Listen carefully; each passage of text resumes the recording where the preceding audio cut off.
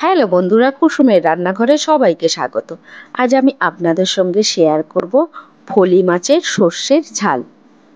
রেসিপিটা বানানো একদমই সহজ, অল্প সময়ের মধ্যে বানানো যায়। রেসিপিটা ভালো লাগলে চ্যানেলটাকে সাবস্ক্রাইব করবেন, পাশে থাকা বেল আইকনতে ক্লিক করবেন পরবর্তী রেসিপি সবার আগে পাওয়ার জন্য। তাহলে দেখে নিন। এটা বানানোর জন্য আমি 3টে ফলি মাছ নিয়েছি, ভালো করে ধুয়ে পরিষ্কার করে নিয়েছি। দিয়ে দেব স্বাদ মতো লবণ আর হাফ চামচ হলুদের গুঁড়ো দিয়ে আমি মাছের সঙ্গে ভালো করে মাখিয়ে নেব।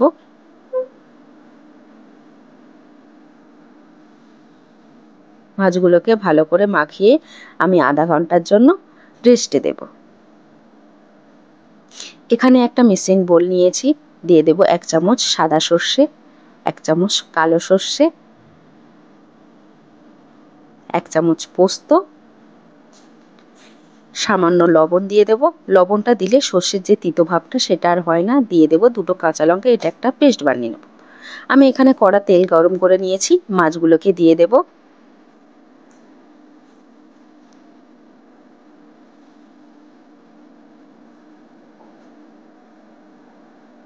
এক পিঠ হয়ে গেছে, আমি এবার মাছগুলো উল্টে দেব।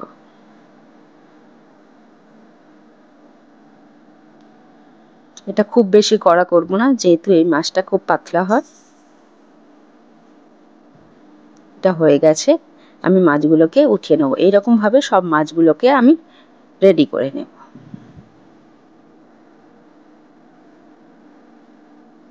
এই কড়াতে দিয়ে দেব অল্প কালা জিরে, একটু নেড়ে নিয়ে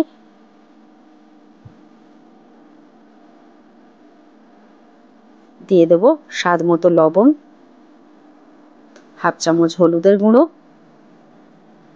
হাফ চামচ লঙ্কার গুঁড়ো,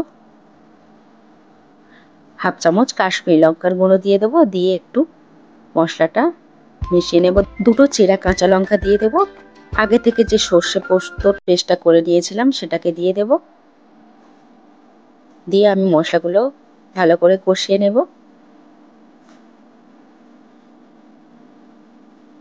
মশলার জলটা আমি একটু দিয়ে ভালো করে কষাতে থাকবো।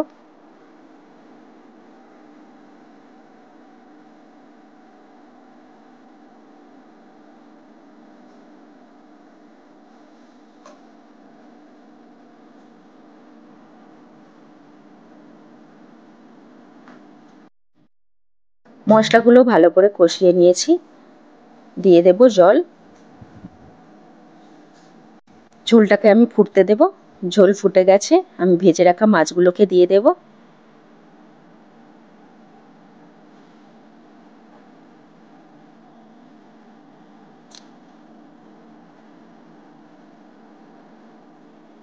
মাছের সঙ্গে ঝোলটা ভালো করে একটু মিশিয়ে নিয়ে ঢাকনা বন্ধ করে 4 থেকে 5 মিনিট আমি এটা হতে দেব। এটা হয়ে গেছে, উপর থেকে ধনেপাতা দিয়ে দেব। দিয়ে ঢাকনা বন্ধ করে গ্যাসটা বন্ধ করে দেব। দেখুন আমার এটা রেডি হয়ে গেছে। আপনারাও এরকম অল্প সময়ের মধ্যে ফলি মাছের সর্ষের ঝাল বানিয়ে নিতে পারেন। রেসিপিটা ভালো লাগলে লাইক, কমেন্ট, শেয়ার করবেন।